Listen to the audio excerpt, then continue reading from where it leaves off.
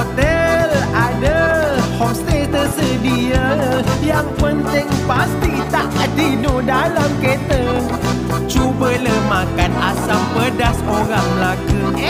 Makan sekali 3 bulan, hai tak lupa. Betul. Kuih keria, coconut shake, hai popular.